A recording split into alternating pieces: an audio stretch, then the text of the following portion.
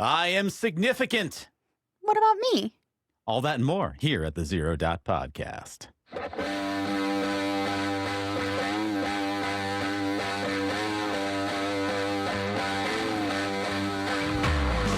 podcast for the quietly overwhelmed and the cautiously hopeful. When our chips are down and resources are low, we are our most powerful. Fighters of humanity. A balance of science and art. Welcome to Team Human. This is the Zero Dot Podcast.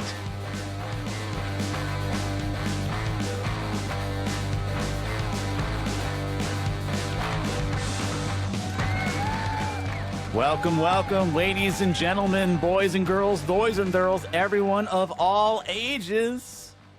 It's good to be back. It's been a good 2 weeks since we were back here in the studio, and we took a little bit of a break, and we are back now in Zero Dot Podcast land for a special summer season. That is right. Every single week, we're going to be making stuff in the Zero Dot studio, but every other week is when you, our general population, will be able to listen to our longer, extended versions of our Zero Dot Podcast episodes. For our Patreon members, they'll be able to get access to even more content on the weeks in which we don't publish an episode. More information about that later. But before we get more involved, I don't think I'm alone in the studio. I think there's someone else here. Who's that? Silence beckons.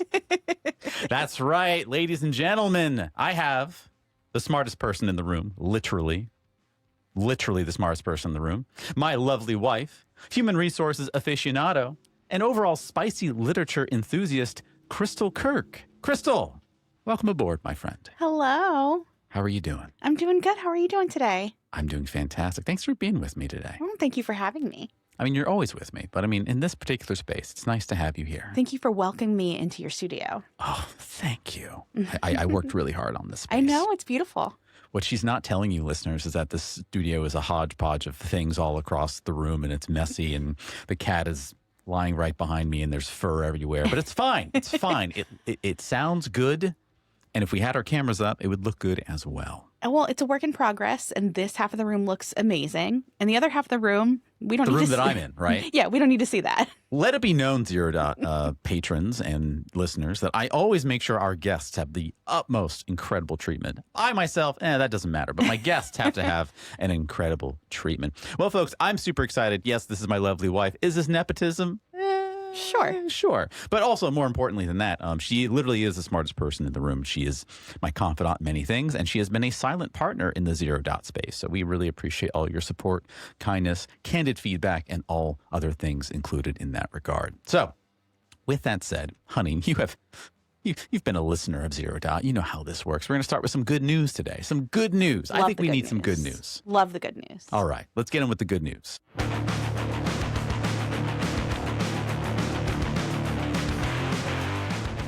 Good news hails from one of our lovely, wonderful bastions of health, vaccines, and all good things that happen thanks to medical science. Cheese over at Blue Sky, also known as sailorruescout.bluesky.social. They say, good news! A new cancer treatment has demonstrated unprecedented results in a large trial for cancer patients whose disease has become resistant to chemotherapy and immunotherapy. Tumors shrank in over a third of participants, with 15 patients experiencing complete eradication of their tumors. Wow! What about that, honey? Wow. It's amazing because I remember when cancer was just like basically a death sentence, and it's amazing how far we've come in cancer research. Seriously, Zero Dot. We've mentioned a couple different breakthroughs in this particular capacity, but this is even more exciting. I mean, knowing that when you have cancer, it's not just, oh, you have cancer and the likelihood of you surviving is, we can go, oh, you have cancer. And it's more positive. There's more of a leaning slant we have historically in the past couple of years for sure, thanks to medical research and science of this like. These results were presented in Chicago at the world's largest cancer conference, the annual meeting of the American Society of Clinical Oncology, also known as ASCO. And I will be quoting what Cheese says here. Cheese says, researchers have hailed, quote, unprecedented, quote, trial results that show a triple action cancer injection can eradicate entire tumors in patients. Wow. In an international trial spanning 11 countries, the injection was offered to patients whose cancer had spread or come back and whose diseases had failed to respond to other treatments. The injection, known as amivantamab, shrank the tumors of more than a third of patients, with dramatic changes seen within weeks. And in 15 of them, as said before, researchers found amivantamab had melted away their tumors altogether entirely. Holy cow. Melted away. Melted. That's really vivid language. It is. Melted. I wouldn't have used that language, but I guess, this is scientific literature here. Melted. Melted away. Melted away. Eradicated, dissipated, whatever the case is. Wow, that's incredible. You'll find more research in our description here. We'll send you the link on that, but I think that's fantastic good news. In the world of RFK Jr., the world of that, it's nice to know that in spite of all that, the science community, the medical community, incredible bastions of just progress and change for everyone around are still making a dent for good old Team Human. And that makes me pretty happy. We love that. I love some good news like that. Yeah, we do. And I think that's all we got to talk about. I think that's it. That wraps up. Our podcast is over. Nothing else to discuss. Yeah, I'm pretty sure we're done. Yeah, that's it. Nothing else is worth talking about at all. Never, ever again. Except maybe like one thing. Uh-oh. One thing. That's right. We were talking about this earlier, honey. We now have, as of this recording, our very first trillionaire in the planet. Our very first trillionaire. I'm referring, of course, to Elon Musk, founder of SpaceX, founder or adopter. I don't know. I don't think he took Tesla from someone, right? Somebody else invented Tesla. He purchased it. Thank you. Mm-hmm. The progenitor, the lead, the quartermaster of Doge. Sure. Not to be confused with the meme coin, which, cryptocurrency crap all aside, it's a funny meme coin. But yeah, he is a person, isn't he? He is an entity. He is an individual that has a lot of money now. Yeah, he sure is. Yeah.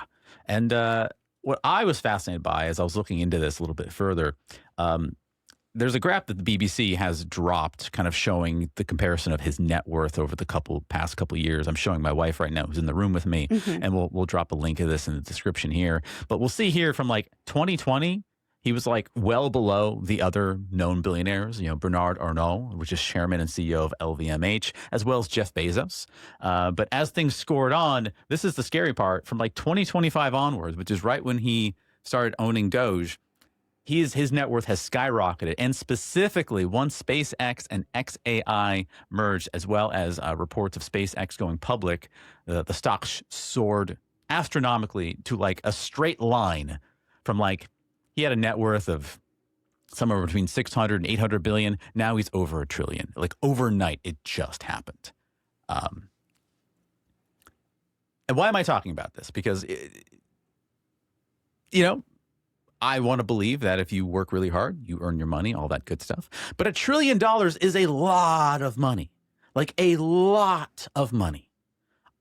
I don't think I'm saying anything controversial by saying that as much as I want every person to chase their dreams and do whatever they want to do, no human being on this planet should singularity own $1 trillion of either money, assets, net worth, all that other good stuff.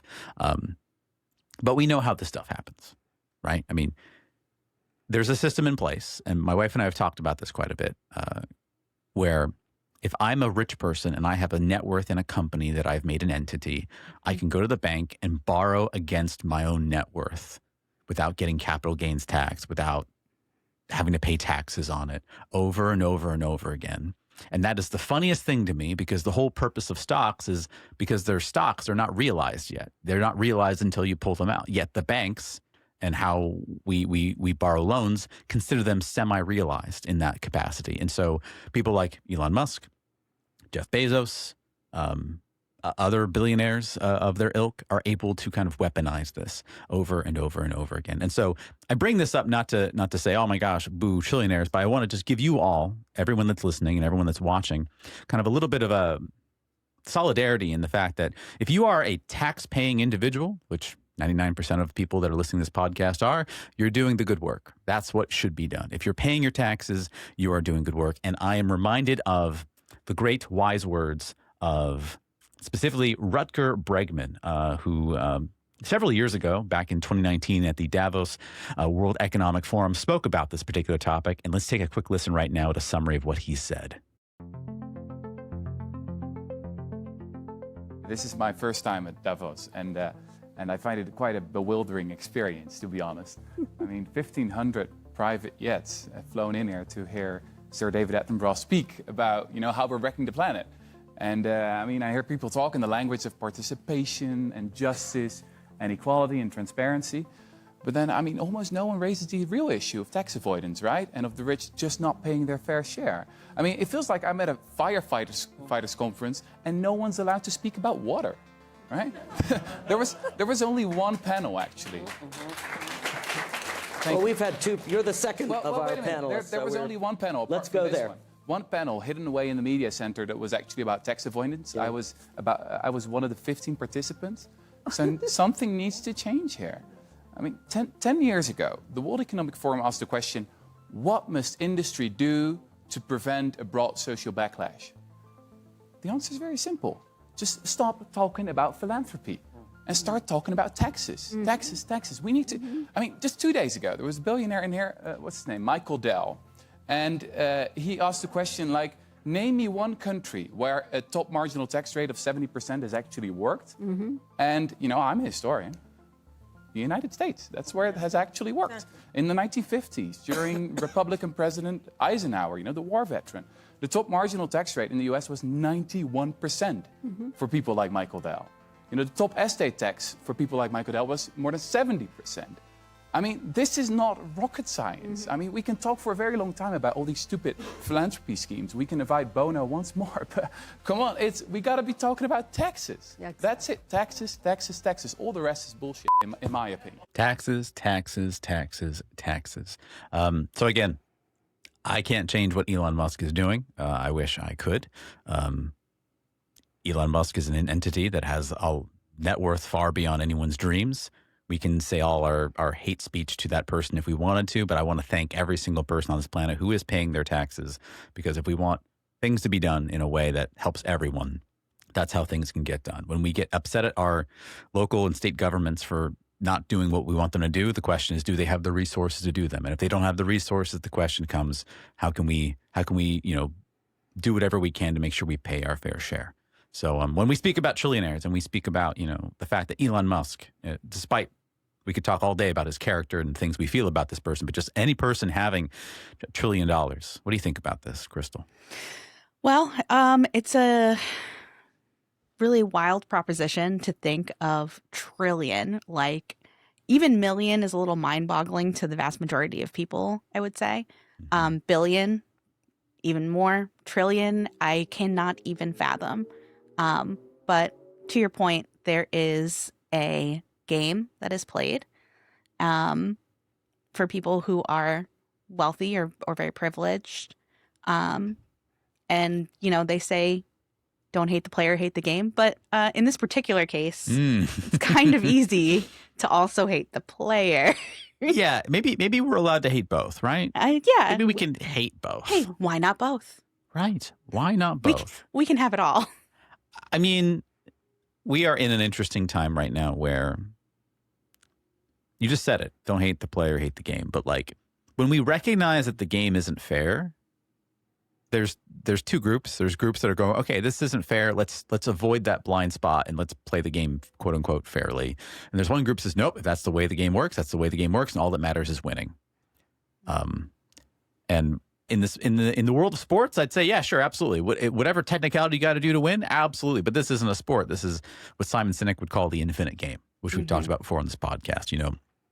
The infinite game of we all want to make it through. And what scares me about people like Elon Musk, not him specifically, but people like him. And to be fair, this is a minority of people. This is not the majority, but there's a minority of people who believe, no, the goal is not for all of us to make it through. The goal is for me to make it through. It's a very solid point. That's kind of why some of these like estate taxes, tax percentages are not as popular, because people think, oh yeah, I could be a millionaire and I wouldn't want my taxes to be that high. Trillionaire, billionaire. But it's very unlikely for everyone, especially in the way that our common economy works, to ever get that high. Yeah. Yeah. I mean, I think it was 2020. I was looking at like retirement stuff, and it was like, if you want to retire comfortably, make sure you have like $2.5 million, something like that, which is a crazy high number. But that's even more than it used to be too. Only in maybe 2010, it was $1 million. So 2.5. And then in 2025, it became 5 million. Mm-hmm. In 5 years, it doubled. Mm-hmm. So imagine, I mean, everyone listening and everyone watching right now, like you're trying to think, how do I get ahead, or how do I make sure I have a comfortable life? And there is no answer for you. It's just scramble until you die. And that's because of stuff like this. Mm-hmm. Yeah. So once again, thank you for those that pay your taxes. I'm proud to be partnered with my lovely wife, who's sitting here in the studio, who we agree in paying our taxes. We don't do the game. There are games to be played, by the way. We could make an entity, and we could make Zero Dot entity. I could make it, and I could borrow against it. I could do funny, weird financial stuff, but we don't do that. We play the game straight, and I'm proud of that. I don't have an answer yet for the trillionaire, but I have an answer for all of us as we keep doing that, even though it sucks. And it is true that for a majority of us who are paying the taxes, we are probably being taxed way more than we should be, because the trillionaire isn't getting taxed the way he is. They are, because of the way they're able to play that game. But the only way we can, as he said, as Rutger said, avoid broad social backlash. Taxes. And it's an old issue stemming from not even the 1950s, but before then as well. I know that there's the idea of, no taxation without representation, and we were very much against taxes. That's how the American dream got made. But in order for social programs and things to be made, that stuff has to happen. I mean, yeah. So to Elon Musk, I'm not going to tell you congratulations, because you don't deserve it. I'm sorry we live in a world where that's even possible. But I'm glad that enough people are having eyes on this. We're recognizing it. And hopefully something can be done on the back end to kind of adjust that wherever it can be. That being said, though, question for you, Crystal. Mm-hmm. There's been this idea of, eat the rich, obviously. Mm-hmm. And there's always been the idea of like, there should never be a billionaire. You should never be allowed to have $1 billion. Mm-hmm. I feel really confident no one should ever be allowed to have $1 trillion, period. I feel very confident in that. Mm-hmm. I've always been 50-50 on saying no one should be allowed to have $1 billion. But what do you think about that? I think that inflation is gonna change this for us year after year.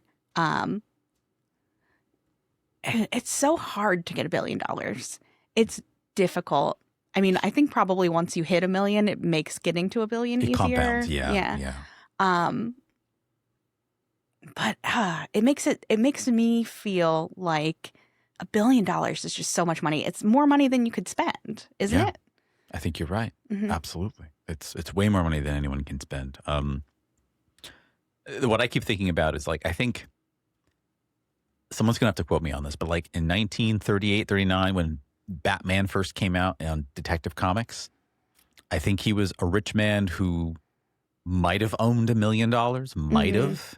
Mm-hmm. Then later, as inflation has gone on, we've had to change his story. So he was a billionaire, holy cow, or a multimillionaire, then a billionaire. Now he's a multi-billionaire. Mm-hmm. And now... I mean, he's going to have to be a trillionaire. He's going to have to be a trillionaire, right? The next time they reboot everything. Yeah. Just to make it the narrative of Bruce Wayne being that mega rich makes sense. And I'm not at all saying that I would condone Elon Musk in being a trillionaire if he suddenly was Batman on the side. I'm not saying that at all. But yeah, inflation's also a big thing. And I think that's probably my biggest criticism of the idea of no one should ever be a billionaire. Yes, right now, no one should be a billionaire.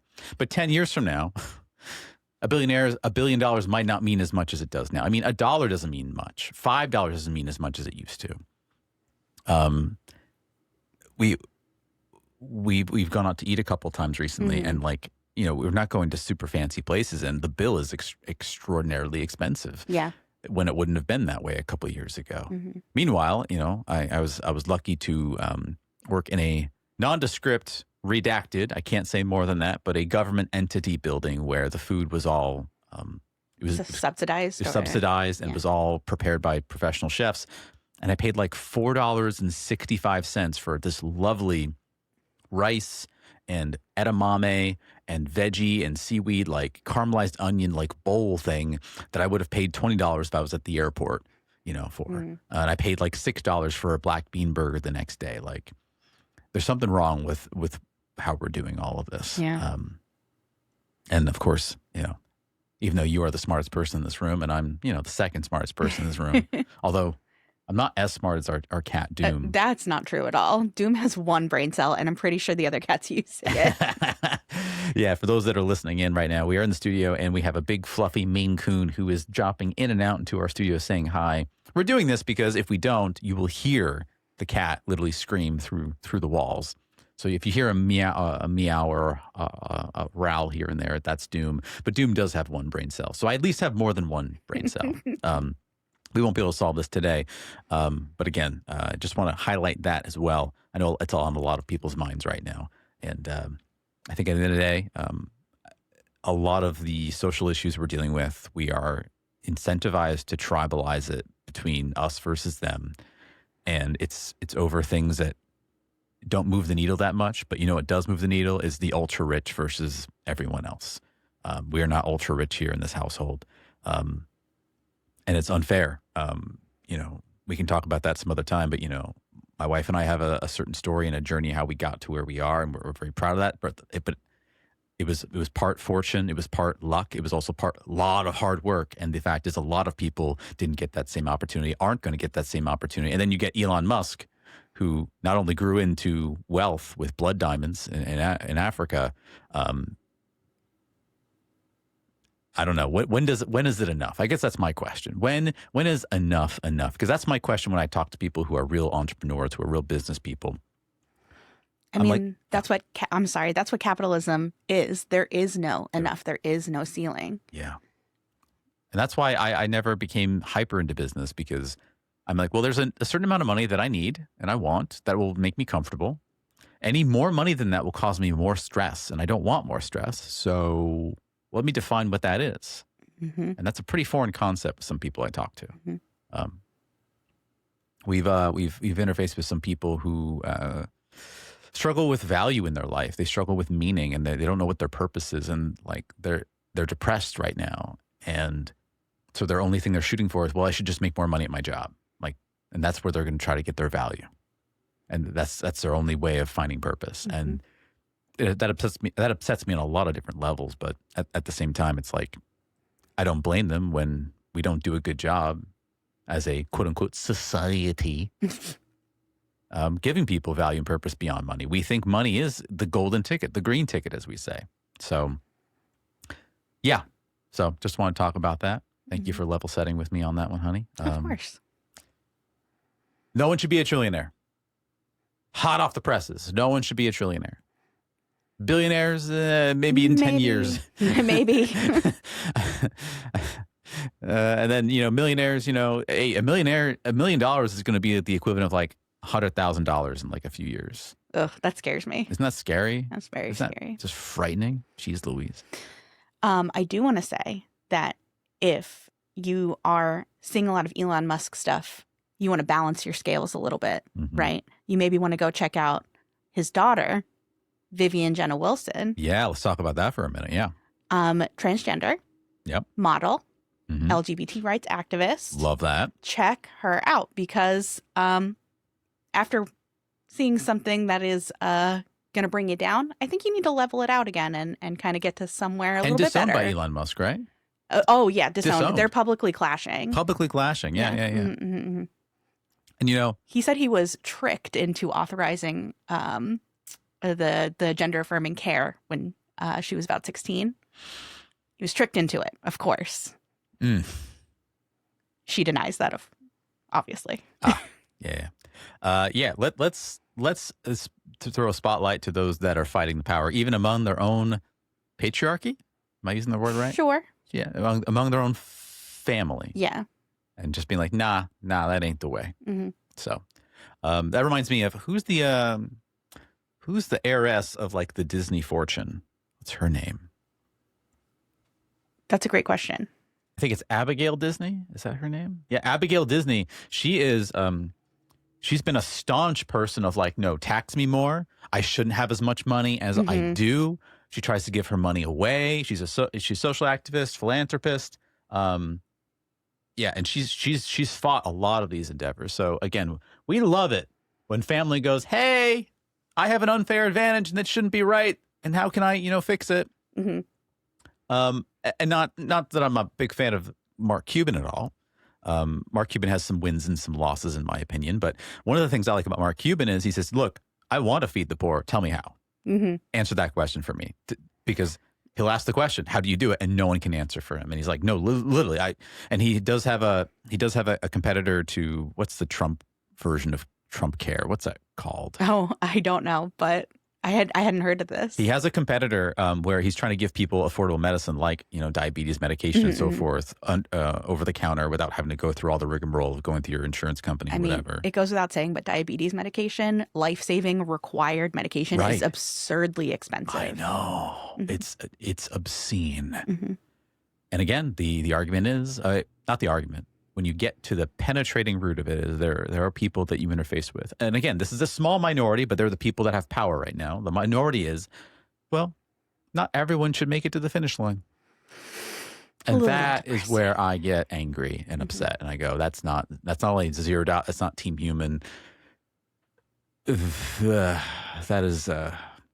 things I won't say on this podcast until I get a couple more drinks in me. Yeah. So shout outs to Abigail Disney and shout outs to, once again, it was Vivian Jenna Wilson. Shout outs to those folks who fight the good fight, and let's keep fighting the good fight as we carry on.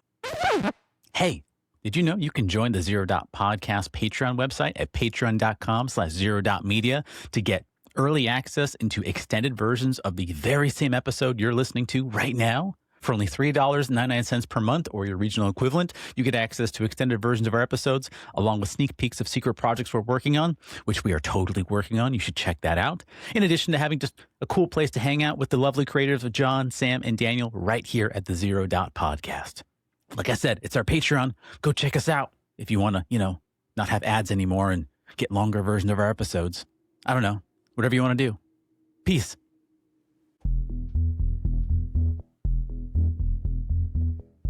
Which brings us to our main topic once again. As we talk a little bit more about those that are the ultra achievers, those that are making bajillions and trillions of dollars, and we incentivize people to achieve and achieve and achieve more, what does that say about our place in the universe? What does it say about our mental health and everything in between? I'm so fortunate that I'm accompanied by our guest here, Crystal Kirk, my lovely wife, because she is, in my opinion, the person that I credit and attribute so much to helping me kind of massage through this particular topic. The topic, which is, of course, our own significance in a vast, vast universe with 8 billion people on this planet and millions upon billions of other planets across the world. And yet all of us, or many of us, I won't say not all of us, are penetrated with this thought, this idea, this value system of not only am I significant, not only do I deserve things, but not only should I achieve things. I'm often thinking about Arthur C. Brooks, Harvard University happiness professor, literally studies happiness. And he often speaks about achievement from a place of like trauma. He says, technically what people who have a high achievement complex, of which I have one now, I didn't used to,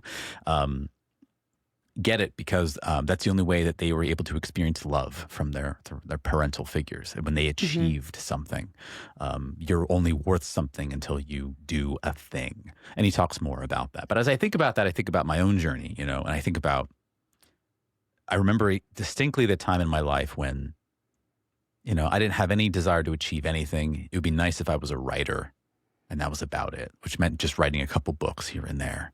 And then at some point, I got shamed into not doing enough from my teachers, from my peers, from even and no disrespect to my parentals who are listening to this podcast, but even that to an element like, hey, you're slacking behind in school, you're not doing enough. And then I learned this skill that, well, if I lean in and I just go hyper productive and I achieve the things they all ask me to do, oh, suddenly the monkey's off my back. Oh, suddenly suddenly I'm okay. Suddenly you're not stressing on me. And then it became this volleyball effect of doing that, then not doing that, doing that, then not doing that, and then really ramping into it in my professional career. And then in the past, I would say 10 years, I've been doing a lot of healing outside of that. But as we speak about significance and we speak about achievement, I said before, I have attributed you, Crystal, to kind of helping me even that out quite a bit, because I think you have a healthier mindset about that than others. So what is it that you've seen amongst peers, people you know, maybe even with yourself, when it comes to like this sense of, I deserve something, I should achieve things, and I'm only worthwhile unless I achieve something?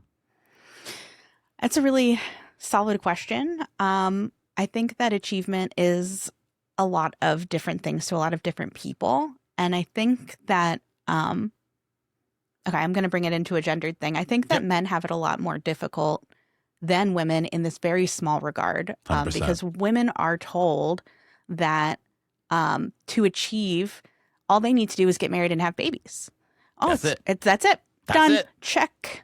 You know? You had a baby, you got a ring on your finger. Then you have done it. You've done the thing. You're done. Mm-hmm. That's not really true to life or my experience. I definitely, when we got married specifically, I felt like, oh, yes, achieved, done. Now we don't have to work on our relationship at all. Now we don't. I've done it. I'm nothing else in my life matters. And you have that for about 2 minutes.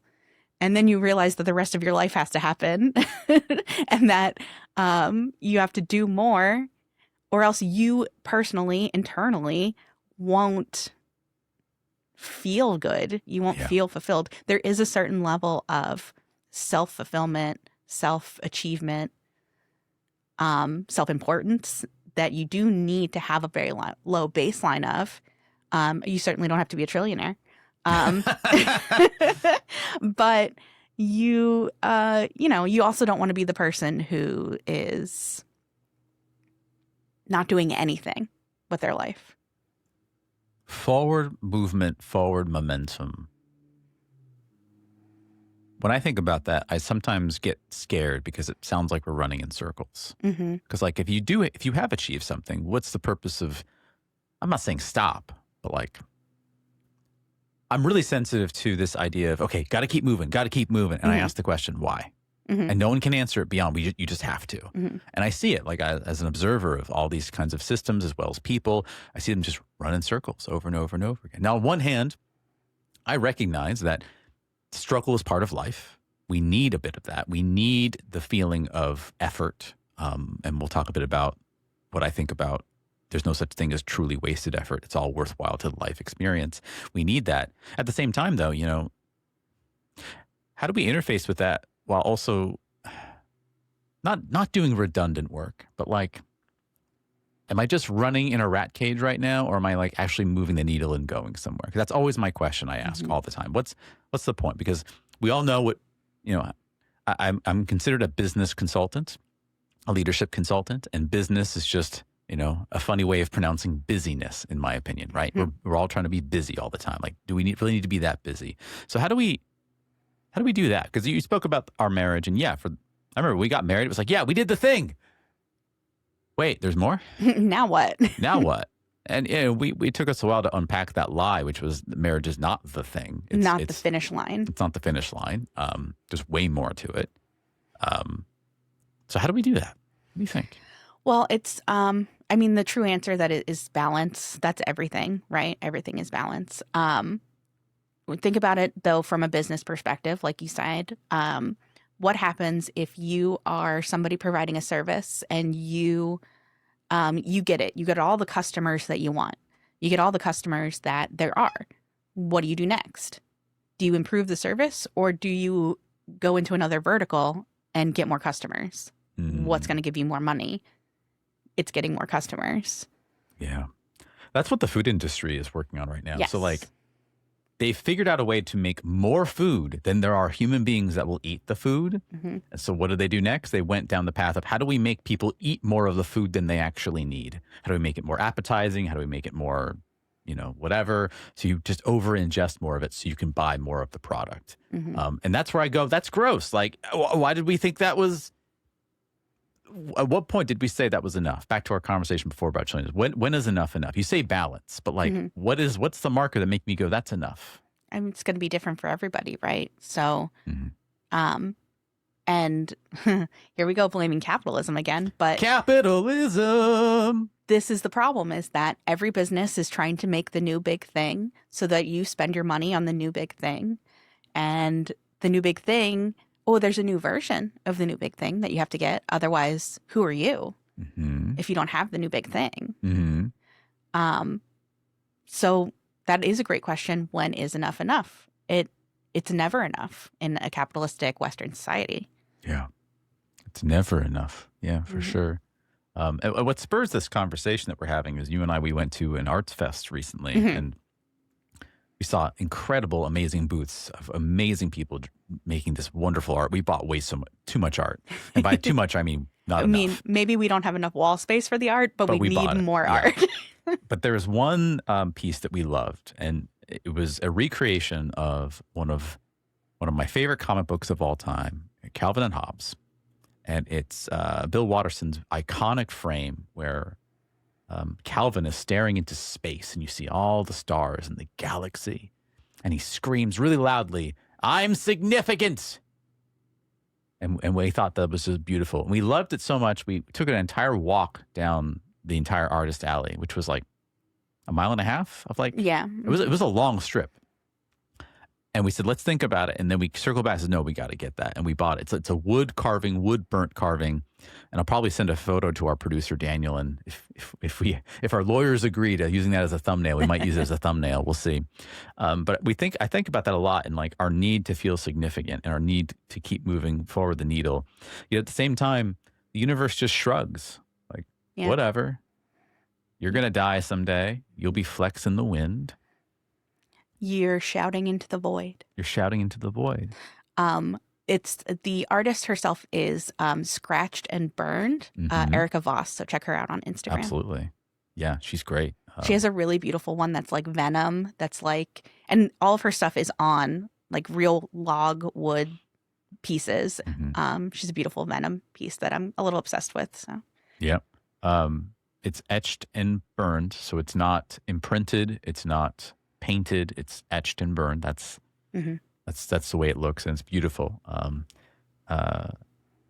Yeah. At the same time, when I say the universe shrugs our indifference, the opposite end of the spectrum is, well, nothing matters, and that's as you said, balance. But like, how do you volley between nothing matters to I'm the most important thing in the universe? How do you do that? I have thoughts, but I'm curious what you think. I think it's difficult to it's difficult to like regulate that within yourself. So I am a person who does not particularly like to be in the forefront of things. I don't really like to have this attention on me. I like to be important. I would say that significance is like both something that you're getting attention for, that people are depending on you for. I like to feel like I'm being depended on. I like to feel like the work that I'm doing is important. Right. But I don't love the attention personally. Sure. So I find a good balance in myself of doing the hard work and not getting the attention for it. Does that answer your question? No, I like it. I mean, it talks about the very human need that we all have, which is I want to feel important. We all have this need. Yes. I guess the question is you say that there's a distinction, feeling important versus having the camera on me, the lens on me. And I feel pretty good about saying those are two very different ideas. Yes. But they get conflated a bit sometimes. They get construed a bit. Again, I'm a big fan of Calvin and Hobbes, and one of the things I loved about it was it married humor and comedy with philosophy, which, as a philosophy guy, seems like it's a match made in heaven. Yeah, I don't know. When I learned the game of life, and by the game I mean how to win, how to be productive, how to do the things and get the job and get the promotion. Well, first of all, okay, we come out of college, you and me, we're out of college. And this is like near the 2008 financial housing crisis. Like, the workforce sucks. I mean, we're talking about PhDs in statistics getting the barista job over you. Yeah. Like, this was that market, right? And also, pensions don't really exist. 401ks are the new thing. Like, please buy into our 401k. That's your only way of like financial safety and security. And even with your fancy schmancy bachelors or even double bachelors, you still are going to make a minimum wage job, if maybe just a little bit more than that, which is the same narrative we have today. But that was we saw it firsthand. I would say that bachelor's degrees are actually not very important in a lot of job. Not anymore. Yeah, for sure. Requisitions anymore. Yeah, yeah. At the time, I think you and I were at the cusp of bachelors are fine, but you should really have a master's. Yes. And now it's like, oh, it's total reversal. Total reversal. Yeah, yeah. Yeah. And so we had to really fight hard to get any kind of job to pay the rent, pay the bills. And I had a job that was very embraced the the right to work concept. Like, they would just let you go for whatever reason. And so I guess I learned... You mean at will? At will, sorry. Yeah, at will, yeah. Mm-hmm. I learned quickly that my only sense of security was if I achieved enough, was if I killed it every single day, is if when they had to make decisions of who to let go, they couldn't possibly let go of me because of what I brought. That was where I learned that. And I had already developed elements of that from both my parental upbringing and my school upbringing, but like that solidified that for me. And at the time, you and I we just moved into what was effectively a studio, but was billed as a 1-bedroom. I mean, this is the tiniest 1-bedroom you had ever seen. It's very small. It was barely livable, but we loved it. We made it work. And I remember during this time, we paid for the rent, the expenses, everything. We had a beat up car that we used, and I walked to work all the time. I think on a month per month basis, we had maybe $200 at the end of the month that could be used for anything after everything was paid for. And I remember the decision I made, because at first I was like, okay, I got to save it all. I'm like, well, if I did the math right, and over a year, that wouldn't be that much money. I did the math, and like, we had like 200, maybe it was like 180 actually, $187 per month after everything that we could use on whatever we wanted. Now, that 187 was like after the bare minimum of food, of everything else. I could spend a year saving all 187 or 150 of that towards savings, and we'd have very little to speak of, and we would be miserable that entire year. Or we could invest in ourselves, work hard in our careers, and use that 187 as what I called play money. Like, we're going to play every month. We're going to make sure that this 1 year that we're living this life it's going to be rough, but let's have fun while we do it. And that was a risk I made with both of our futures, but I believed it paid off because it taught me the lesson that you have to invest in yourself. And shortly within that year, I think I got 2 promotions and you got a promotion, and suddenly it was no longer $180 we had a bit more money. And then we moved to another place that was bigger and cheaper. So we had even more money. We were working on for 3 units that we lived in, we were able to always move into a cheaper space, and we were making more money. So we always had more of a safety net. We had more. And then at that point, savings started happening. But those early years taught me very early on that the only thing that's going to give you any kind of security is both yourself and your sense of achievement. And on one hand, I'm proud of those experiences. On the other hand, I think that set me on the wrong path for a while. Why do you think it sent you on the wrong path? Because in life, it's not a linear graph. It's an up and down, and sometimes it's a bell curve. Sometimes you go down quite a bit. Yeah. And it has nothing to do with your level of effort. Life just happens. Yeah, life just happens. And it also gave me the wrong impression of I can rely on external systems of validation to give me my self-worth, which is not right. I needed other people to approve of what I did. I needed other people to tell me it was the okay before I could relax. I remember many a time working on a really big caseload of work, very complicated stuff. And it would be like my Friday. And I wouldn't be able to relax all weekend until my equivalent of my Monday, until I got to see if it went through okay. Because I was so worried something would go wrong, and then I would get a nasty email or a conversation with someone. I remember, I've told you this story before, but maybe not in so many words. So I worked in a travel call center company, and I use this example in my workshops when I talk to people about growth mindset versus fixed mindsets. And I say, even giving someone a compliment in the wrong way can be a fixed mindset, can be disaster, right? Like, for instance, when I was going through training, they were like, oh, Sam, I hear you're the all-star of the group. You're the smart. You're the hot shot. You're the one that's going to like ace everything. And so before I know it, they put an attribute to me that I'm like the big, awesome guy. Now you have to meet that expectation. I have to meet that expectation. And I think it was one of like the first days I went live on the phones. I worked on a really complicated booking situation. And I felt pretty good about it. I asked for a lot of help, but I think I got it done okay. I thought I did everything per training. And I come back the next day and I get this long, giant email of all the mistakes that I made and that I almost cost the company $10,000 with this big mistake that I made. And I'm like, oh my God, oh my God, oh my God. Freaking out. And keep in mind, another person who had been in my training, who I thought was perfectly fine, she got let go like the day before. They just walked her out. No explanation, just whatever. And I asked later, hey, why did they let her go? She asked too many questions, they said. This person asks too many questions. So I'm like, oh shit.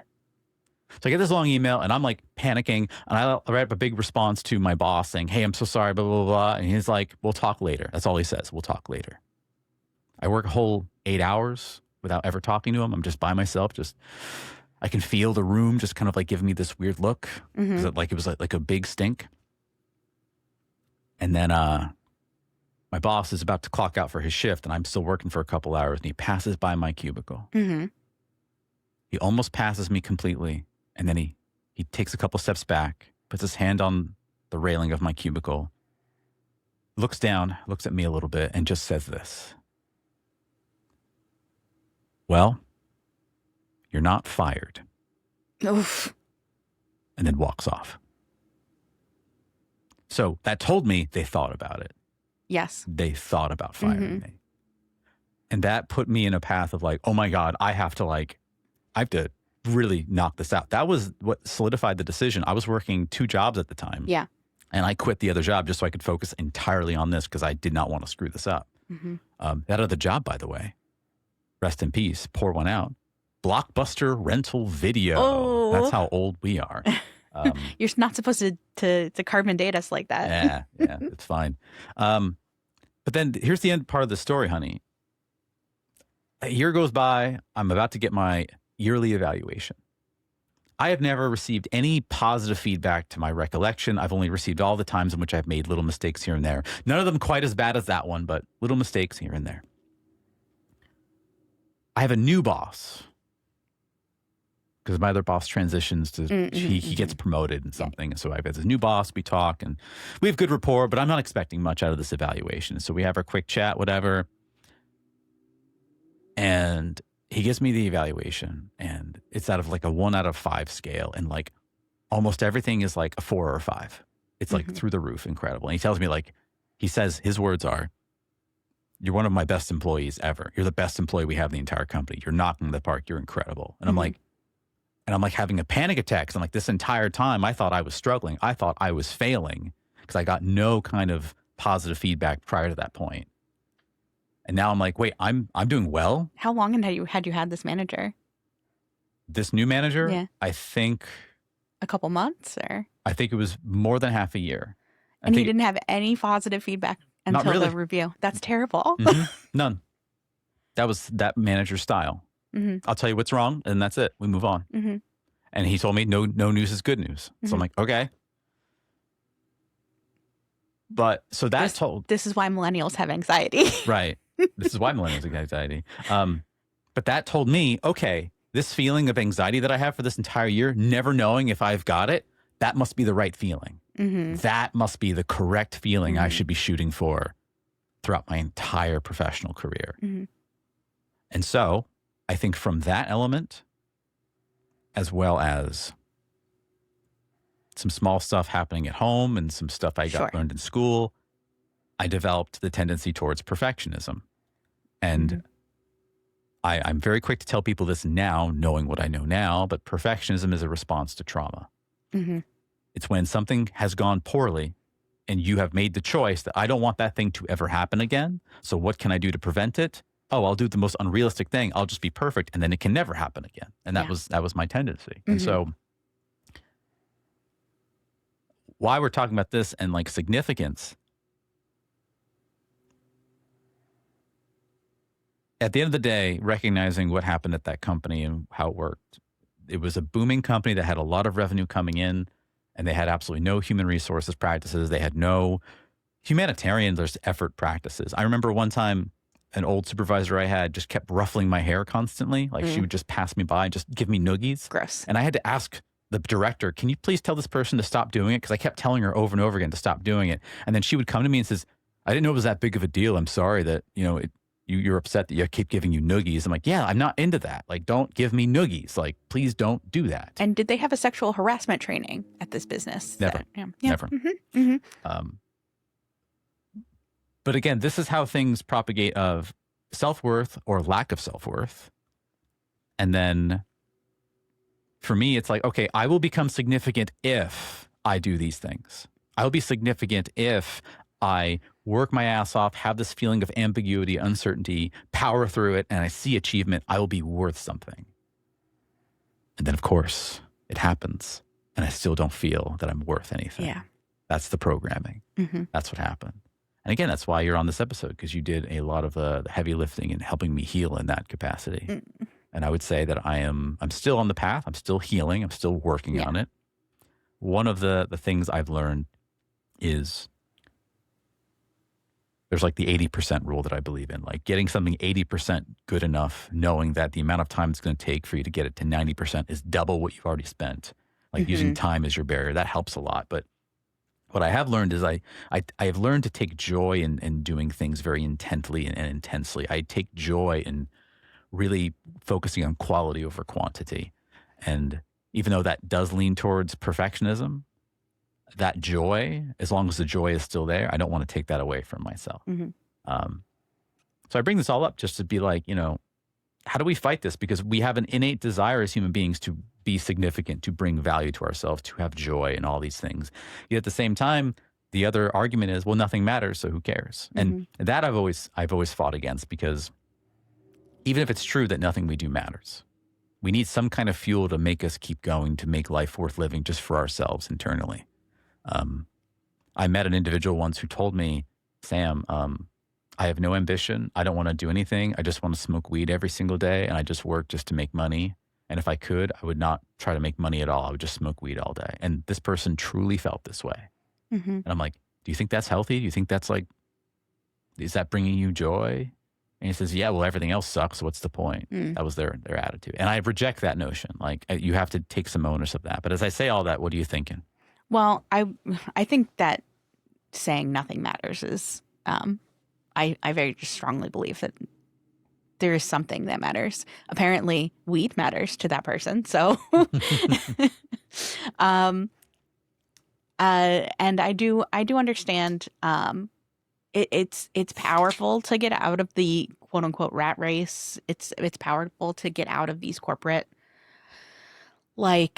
cycles, we'll call them, of, achieving and then needing to go to the next thing and the corporate ladder. And I think a lot of corporations do have this false sense of like, okay, well, you've done really good in your job, so obviously I should make you a manager.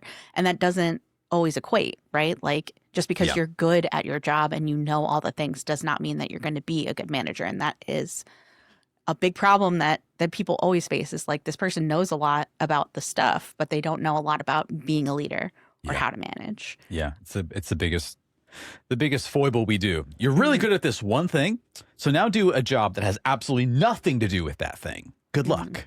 Leadership is not the thing that you learned as an individual contributor. I teach this all the time. And unfortunately, not just America, all across the world, we don't give leadership training ahead of time. It's just like, oh, you've learned how to be a master welder. Now be the supervisor of all the welders. Well, that is a different skill set. It's a totally different skill set.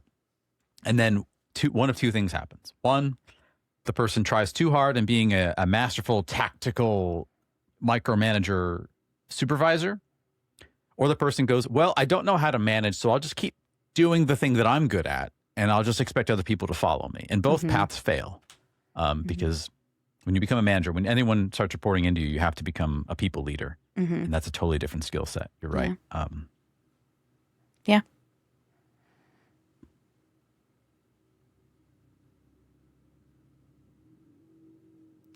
I just spoke at my workshop about the power of awkward pauses. I encourage them all to weaponize the awkward pause because human beings can't help but fill in the awkward space. This is something that I'm trying to take from you. Like I'm trying to embody that a little bit. Yeah. Because I know when I'm giving feedback on something or I'm asking a question, sometimes I'll accidentally answer the way I'm hoping you're going to answer. And I'm really trying to embody the awkward pause. Yeah. Yeah. It's really powerful. If you find that as a leader, you're the one doing all the talking, something needs to be flipped because you should not be doing all the talking. You should be asking the questions and getting them to do all the talking. Questions are super important. Yeah, really, really important provocative questions. And my big tip I gave to people this week was, ask them a question. Ask them, hey, what did you learn from this week? And they say, oh, nothing. Don't fill in the blank after that. Just say nothing left. Just say, what did you learn this week? And they say nothing. And you just wait. And you say nothing. And you wait until they fill it up. Just wait, is that it? You let them prompt. You let them speak more. Because what ends up happening is people take the easy way route. We take the path of least resistance. Let me say whatever I can say to get you to shut up so we can move on. Yeah. And when you say, no, we're not going to move on, by saying absolutely nothing, that has a very powerful effect all across. Do you think we're significant?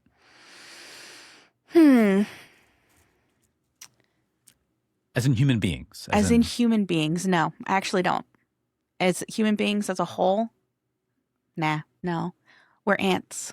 We are ants. We are ants in the universe. There are billions and billions of stars and planets and galaxies, more than we can even fathom. Right. We are not significant. And sometimes I scare myself by thinking about that. You think it's a scary thought? Yeah, I think it's humbling. I think it's a little scary. Because I like to empower myself when I get stuff like that. Like, if we are insignificant, then that means I can do whatever the fuck I want to do. I mean, not whatever the fuck I want to do. Like, I'm not going to hurt people, but Well, I would be really upset if you wanted to hurt people. Right. What I mean by that is what's that thing I'm afraid of? Well, if you're insignificant, who cares? Try it anyway. Just do it. You know what I'm saying? See, I have a totally different mindset. I'm not significant. Why should I be allowed to do those things? That's all my mental health talking, I suppose. I'm insignificant, so why should I be allowed to do those things? Yeah. What would be the purpose of me trying to do that thing? See, I'm the opposite. I'm well, if nothing I do really matters, then what's holding me back? Try it anyway. I've said this before on the podcast, but one of my lovely moments of euphoria was when I got to hike the Grand Canyon, and the tour guide basically said, the Grand Canyon is going to be has a lifespan of about 10 billion years, and we are 5 billion years into this lifespan. So, folks, you picked the right time. This is the perfect prime time to be here to see and witness this beautiful majesty of Earth. And I heard that, and I'm like, wow. If we're lucky as human beings, and by lucky, I mean really lucky, you might have impact 2 to 3 generations forward, but then afterwards they'll forget everything you've ever done. If you're lucky. Most people, not even that. And by 300 years from now, I'll be flexing the winds, totally forgotten. You'll be forgotten. What am I afraid of? And that was a very empowering thought for me. That is very empowering. They say that you die twice, once when you actually die and once when nobody remembers who you are anymore. Yeah. There are people who transcend that, of course. Yeah. But then what transcends is the myth, right? We're getting back to Plato and the forms and stuff. We we know who George Washington is, right? But like the George Washington you and I know is from history books that told it in a very specific way that slanted toward America. Whereas you go to England, they have a very different narrative of who George Washington was, right? Yeah. So it's all about the stories we pass on. But yeah, when I had that experience at the Grand Canyon, it really empowered me to be like, I want to be as selfish as I possibly can without hurting people. I'm pro like helping other people, but like I want to experience as much of life as I can before, because someday I will be dead. And all I've done will be practically insignificant. So what can I do to make sure that before I die, I've done the things that I want to do? Not live a life without remorse, because I think you have to have some remorse. I think if you are a good human being, you're always going to look at with some regret on some things you've done and not done. But give myself permission to be like, hey, let's try it. Let's do this thing. Let's do that. Let's do this.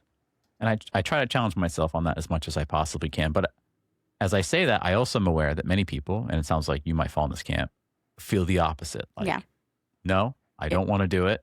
There's no point. Why should I? What will be the impact? And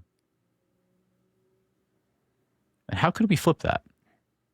I'm going to say increase my Lexapro. That's funny. But it is true. I think that is a primary mode of my I don't know, my upbringing, maybe my own particular baggage of trauma. If nothing matters and I can do anything I want, should I do anything at all? Well,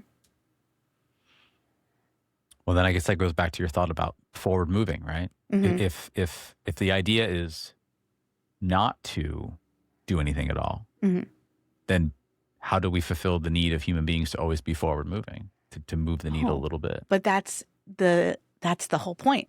I'm not going to move forward because I'm not going to jump into this patriarchal, capitalistic, I got to achieve, I got to be significant. Maybe I don't need to be significant.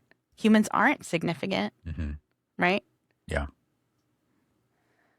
And I don't want the attention. Sure. Maybe I want the importance. Maybe I want people to depend on me. Yeah. I am a know-it-all. I like when people ask me questions and I have an answer. Fair enough. But she does know it all. It's really annoying. That's not true. Unfortunately, it's not true. Do we still play the game even if we say we're not playing the game? Of course we're still playing the game. So. And oh, darn it, I just lost the game. You lost the game. Folks, did you lose the game? I bet you did. Bet you did. But like, that's a common thing I hear of a lot of people. Well, I'm just not going to interface with that. I'm just going to bow out and whatever. Okay, even you bowing out is a move to be played in this game of life. I used to have this argument with people about like people that didn't want to be political. I'm apolitical. I want to stay out of politics. Okay. What are the things you buy on a daily basis? And everything you buy has a political aftermath and an impact, whether you are recognizing it or not. So what you're actually saying is, I want to be ignorant, which is a right that all human beings can have. But I would encourage not being ignorant, so at least you're aware of where your choices are making. So it's the same way. Like if you're choosing not to play the game, are you aware how you're not playing the game is still a move in the game? I don't know. That's very, very valid. And I definitely don't practice what I preach. Like, it's not like I never do anything. It's not like I'm not trying to succeed at work and get that promotion and that raise and that whatever so that I could have the lavish vacations that I get as cheap as possible. Yeah. And let it be known, I'm not the best at following my own words as well. I like to believe I'm very much a why not? But there have been moments where I'm like, and I rationalize why I shouldn't. And then I realized later that was fear. It's all it was fear. And I should have just gotten over it. Yeah. Fear of perfection? I don't know. Or fear of a lack of perfection? Yeah, probably fear of being observed as not being proficient. Probably. There's an Eastern Buddhist ideology, wabi-sabi. Wabi-sabi, yep. The enjoying the imperfection, and that is perfect. So I guess we should talk about how this is all very westernized thinking as well. Absolutely. And I'm a big believer in Buddhism, Eastern philosophy. Mm-hmm. And wabi-sabi is something that we have a mutual friend that has been adopting for a while, who's actually a Patreon supporter. So, hey. Hi, David Rivera. How are you doing? Hope you're doing well. Yeah. The beauty of imperfection. And as I think about that, I've been embracing that for, I'd say, a good 9 months now. And what I've noticed is, so let's zoom out a little bit. So wabi-sabi. What's the actual exact phrasing of wabi-sabi? Let's see. The acceptance of transience and imperfection is often described as the appreciation of beauty that is imperfect, impermanent, and incomplete. Okay. Just per Wikipedia, by the way, not AI. Okay. In my world as a speaker, every single time I speak, every time I do a workshop, I get an evaluation coming back. Mm-hmm. This worked, this didn't work. People liked this, people didn't like this. And one of the earliest pieces of feedback I got from a really good mentor, whom I say they're good, even though they gave me what I would call bad advice. But I would say the advice wasn't bad, I just interpreted it incorrectly. He basically said, you need to be a chameleon, Sam. You need to transform for the audience that you are speaking to. And you need to transform to what their wants and needs are, so that way you can be them. And I say that's bad advice, or at least how I interpret it was bad, because for the first couple of years when I was doing this, every single time I had a new client, a new group, I was literally trying to transform everything about myself to fit exactly what they wanted. And the problem there is twofold. One, at the absolute best, I'm emulating something that is not me, so it's an emulation. And vulnerability and like approachability is really important, and you can't really do that if you're not being yourself. Absolutely. Yeah. And then two, if I happen to miss the mark, which I'd say I probably didn't half the time, then I'm getting told that I'm getting criticized on a format of me that isn't even me. And that hurts even more than if I actually stumbled being me. I can see that. So eventually I said, I think this is doing me a disservice. And going back to wabi-sabi, I'm like, screw it. I'm not going to be a chameleon anymore. I'm going to be me every single goddamn time. And the feedback has been phenomenal. People resonate with me better. They like me more. And yes, I have a lot of imperfections. I generally talk fast. That's an East Coast thing. It's an East Coast thing, but I generally talk fast. And whenever I try to slow myself down, and I can slow myself down, I can speak a lot slower. You know what happens? What? I get the feedback that I'm boring. Ah. So I would rather be a little fast with some people not being able to hear everything that I said while being exciting and interesting. That's the trade-off that I want. Yeah, I get that. So I generally talk fast. I am okay with awkward pauses, and some people find that uncomfortable. Nope, I won't give you that awkward pause. But all my strengths come through as well. I'm very good at poking at the bear. Like, hey, wait, you mentioned something about this. Let's talk about that a little bit more. Wait, you talked about this. Let's circle back. I'm good at remembering what people said in the beginning and circling it back to the end. I'm good at remembering people's stories and what their challenges are. And when that happens, when people walk away from my workshops and my talks, they go, Sam was such an incredible speaker. He's so naturalistic. Oh my gosh, it's like he brought it all together. I just got recent feedback from my work at a redacted. Government entity. In the Virginia area, I can say that, that said it didn't feel like a speech or a talk or a training. It felt like a conversation. I love that. That's really good feedback. It's great feedback. And I only was able to do that because I embrace all my warts. I call them warts. I have imperfections, things that aren't great about me. Your imperfections, this is important. Your imperfections are neither good nor bad. They are just imperfect. Wabi-sabi. It's like we both follow the social media account with a plant slant. Yes. And it says, all food is guilt-free because guilt is not an ingredient. Yes. In the food list. Shout out Plant Slant. Shout out Plant Slant. We love him. Yeah. And so I've embraced that, and my imperfections are me. Like, people respond to that, to who I am. And I think they see a little bit of themselves in me because I'm not trying to be perfect public speaker. Mm-hmm. So wabi-sabi is important, and that has been a very huge healing point for me in how I interface with my perfectionism as well as my achievementism, we'll call it. There are some days when I feel like I want to get a lot of stuff done, and there are some days I'm like, I need to rest. My body is achy. My Aura ring says I haven't gotten enough sleep. I've got a big day tomorrow. I'm just going to do a whole lot of nothing. And that's okay, because in the grand scheme of things, in 100 years, I'll be gone. And is it really going to matter all the days I poured at the midnight oil, just cranking and beating myself up and working on something that, did it ever even move the needle a little bit?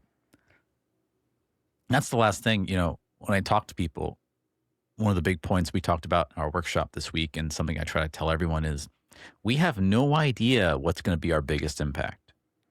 We have no clue. Yeah. When I do a workshop and I feel like I kicked ass and I nailed it, I get the feedback later and it's like, it's fine. It was mid. Mm-hmm. And then I've had some workshops where I'm tired, I'm exhausted, I'm just phoning it in because I just got to get it done. Get the feedback later. This workshop changed my life. And so we had a really good moment this week of talking to someone who was really struggling with, like, how do you deal with the anxiety and the pressure of work and trying to make sure you're good enough? And I just gave that person permission. I said, you are your own worst evaluator of who you are and what you're bringing to the table. Your community will tell you, your mentors will tell you, your peers will tell you. You will never know the conversations and things that you said and did and propagated that made the most amount of impact. I had someone once come to me and say, oh my gosh, it was someone I used to work with, someone we both know, and said, Sam, that one time you had a coaching conversation with me, it was like a quick 2-3 minute conversation. That changed my life, man. And I still think about that conversation today. And I told everyone at the workshop, guys, I don't remember that conversation. I don't remember what I said. I think I probably asked a few questions and that was it. So it's really about being at the right place, right time, occupying that space and allowing yourself to be in that mix of wabi-sabi, and at the same time, giving yourself permission to, I would say, divorce yourself from your prior plans. You might have intentions of what you want to accomplish in your life and say, this is the plan, this is the plan. Well, tomorrow you're smarter than you were yesterday. And so are you going to hold yourself accountable to a dumber version of yourself's plans? That's a good point. Be flexible. Yeah. Try to, allow yourself that. And we're the main characters of our own story, and we don't have the benefit of alternate point of views. We don't know what we're doing to other people. We have no idea. Good or bad. Yeah. So in the beginning of my journey, all I cared about was what people thought of me. In the middle of my journey, it was like all that mattered was me. And now I think I'm approaching a mix of like 70-30. 70% is me. 70% is what I care about. But then I'll take 30% of feedback. And even then, I don't listen to all the feedback I get. Like some feedback I get, it's like, oh, this course was too long. I have no control over that. This course is too short. No control over that. The materials were confusing to work through. Okay.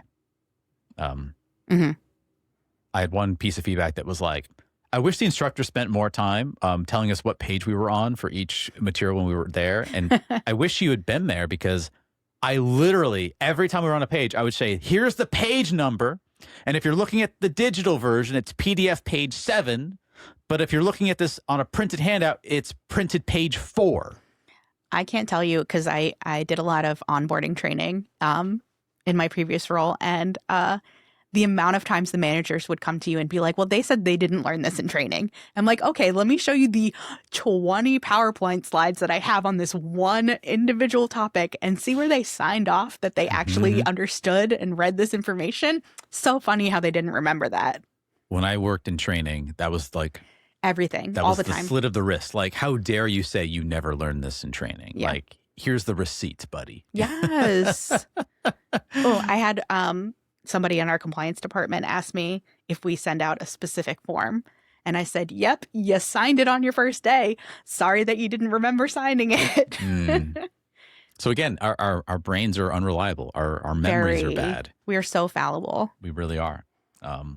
So if our brains are fallible, then give yourself credit to fire your brain sometimes, I say. Like my brain, we've talked about this, and I told the Zero Dot podcast people this, but like, I have a brain of which my self-esteem is incredibly low, like very low. I do not have a high esteem or value of myself, but I have a very high self-efficacy. And the difference there is I trust myself to get things done. You give me a problem, I'll handle it. I have enough receipts from my prior past where things have gone crazy and I've found a way to make it work that I have trust in myself. But I still don't have a high evaluation of myself. And I know that is flawed. I know that is flawed. Am I working on it? Yes. But more importantly, I'm trying to work on my network of people who hold me accountable, who measure me honestly, who can give me that whenever I'm failing in that regard. And I encourage that to everyone. We have two eyes in front of our head, nothing in the back of our head. We're human beings. We are built with blind spots. So how do we interface with that? It's our network. It's our friends. It's our family. It's our peers. It's our work groups. It's our business partners.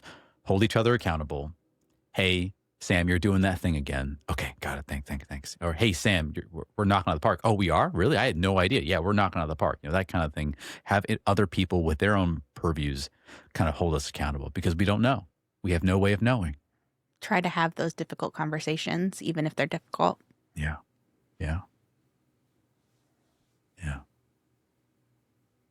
Can I ask you a question? Absolutely. I'm going to ask you two. Two questions. Two you questions. Hear that, Zero Dot? 2 questions. Let's go. Who is the oldest person that you can think of in history?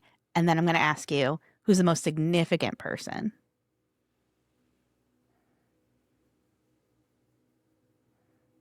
Oldest person in history that I can think of? That you could think of. I mean, maybe that's not a fair question, but It probably isn't to me because of, I would say, I'm forgetting their names, but the pre-Socrates philosophers, which is a lot. Okay, so really you're only thinking of Plato and Socrates at this point, right? If you can't think of their name, right? Sure. That's my Fair enough. thought. So, by the way, we've talked about Plato a couple times. Did you know that Plato is not his real name? I did know Plato's not his real name. Do you remember what his name means? I don't. Do you? Yes, it means broad or buff because that was his like wrestling name, which I think is so funny. Oh my God. We don't even know Plato's real name. Mm-hmm. We know his like wrestling persona, and they also say that he would win arguments by going and like flexing sometimes in their like little forums. Anyway, That's hilarious. so do you think he's the most, or maybe Socrates is the most significant person? Or do you think is there another more significant person that you can think of? Gandhi? Malala? Significant. Yeah. Who are significant people to you? Like, we're talking about significance here. Yep. And I sprung this on you, so think about it a little. I think, strangely enough, when I think of significance and what has informed our life experience, it makes me think of King Tut. Ah. Which is pre all that, if I recall. I think it's pre-Socrates. I think Yeah. timeline-wise. I believe King Tut is before Cleopatra. Cleopatra is older than Socrates. And I think of that because of our understanding of worship. Because King Tut is most famously known for his tomb, his Yeah, we don't know that much about King don't Tut know. except that he was very young. Very he was young. like 14 or something and a pharaoh. And when I think about that, when I think about significance, he is known for his death, for his preservation of death. And I cannot answer this question. Maybe much smarter people can, but like, how does that propagate all of our understandings and worship of the afterlife and death and preservation of our physical bodies and metaphysical bodies and so forth? And I think that has probably informed us far more than we are able to give it credit. So Egyptians were really like on top of this whole significance thing. Like, think about their pyramids and their monuments, sphinxes and whatnot. Which is crazy because that's the entire antithesis of what I just said, which was we're flecks in the wind. We're just ashes. And they're like, no, let's preserve, especially if you're royalty. Let's preserve this little physical entity. They also believe that the heart was in the head and the brain was in the chest. I love talking about mummification. Can we talk about that Absolutely. for a whole episode? Let's do it. What do you want to say about it? Oh, just the stuff that most people know is like they would take a like hot poker and they would throw it up your nose and scramble up your brain and then pull it out. And then they would put it in a jar because, you know, your body had to be emptied so they could preserve it. Right. and then they would put all your organs into jars, like next to you. Yeah. Yeah. We don't have to get into it. No, wait. and then, like I said, they thought the heart was the brain. Yeah. They thought this was the heart. I'm pointing to my head there. And what I like to think about when I hear that, in my world, I try to argue, and I've had people come to my side, the science and art of things. There's the intellectual, and there's the heart. There's the heartbeat of things. And the heartbeat of things can't be 100% explained, but it can be spoken to, like, yeah, that feels right, that doesn't feel right. And if I'm successful in some of my workshops, I encourage people to incorporate both of those elements. You know, be intellectual, be science, be pro-science, be pro, advocacy, all that good stuff. But let's not forget what the heart also says, because it's about how we communicate. And I think, again, going back to impact, I think Egyptians, they, with their very limited understanding of us as human beings, might have given us the key to beginning that prospect of understanding. And that's huge. That's massive. So you asked me who I think is the most significant, and then you asked me who's the oldest person I can think of. What was the significance of your question?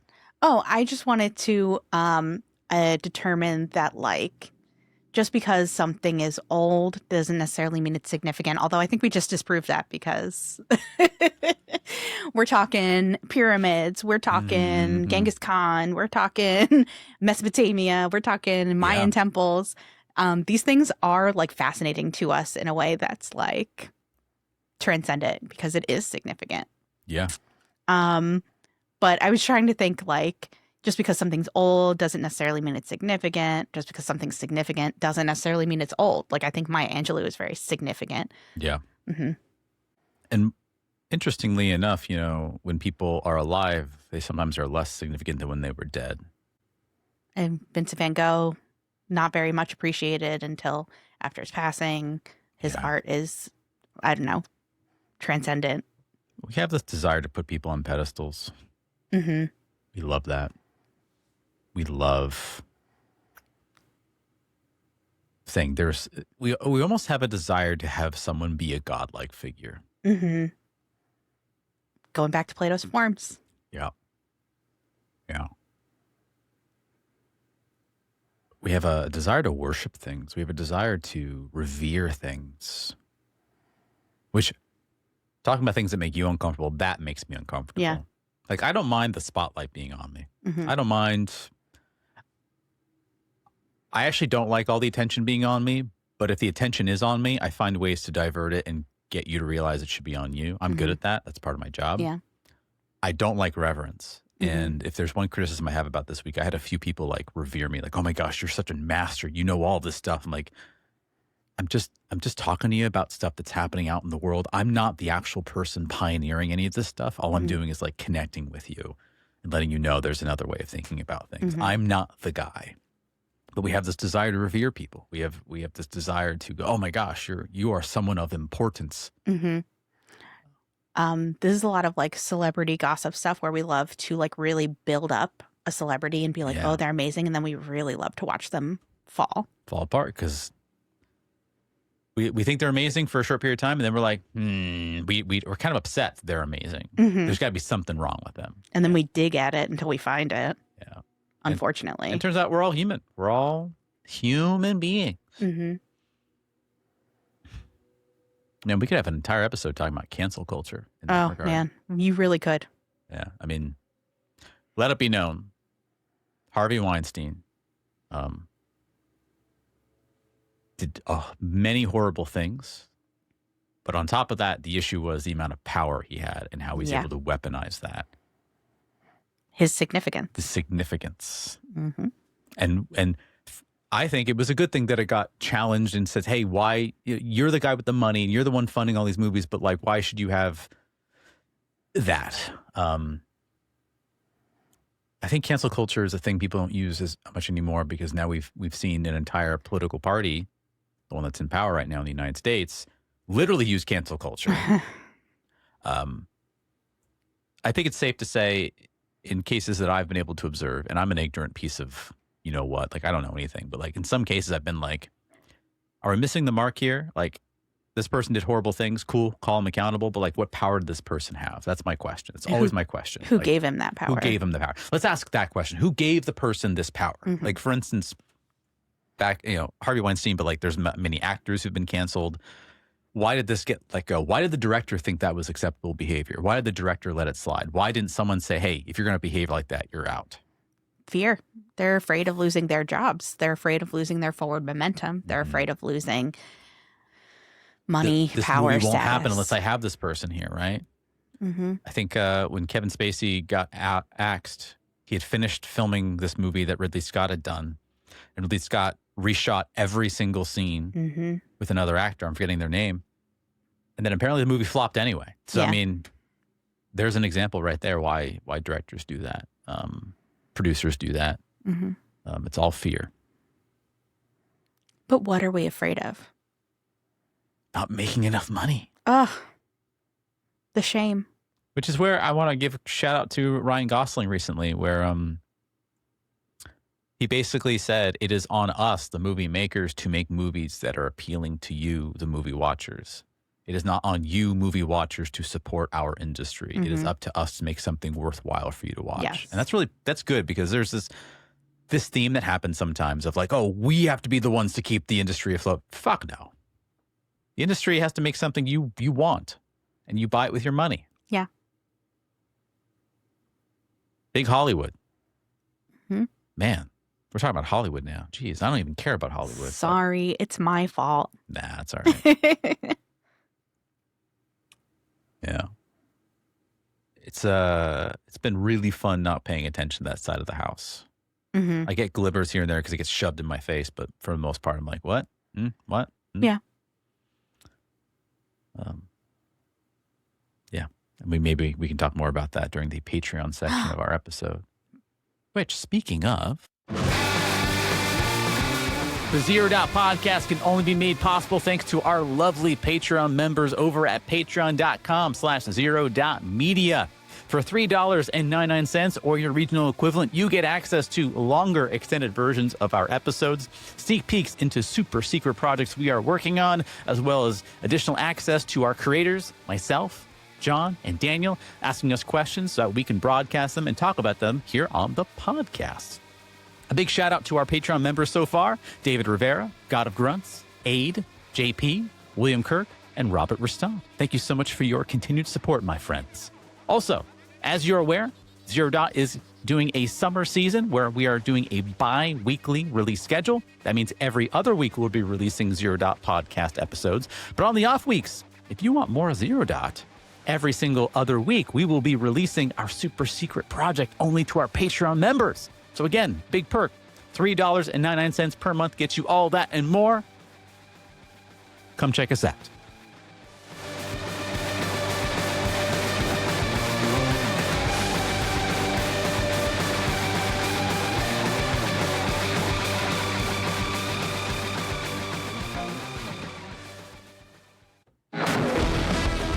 Well, folks, it's been another episode of the Zero Dot Podcast. I have been Sam Kirk. This has been Crystal Kirk. Hello, goodbye. And that's right. We are taking an end to this episode. It's been such a lovely discussion. But you know where to find us. TheZeroDotPodcast.com showcases our podcasts all across the globe. You can also find us at Spotify, Amazon Music, Apple Podcasts, everywhere where podcasts are distributed, even YouTube. We are there. If you have a question you want to send us or you want us to talk about on future episodes, send us an email at questions@theZeroDotPodcast.com.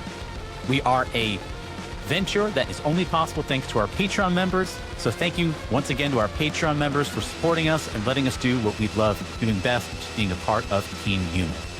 Until next time, cheers.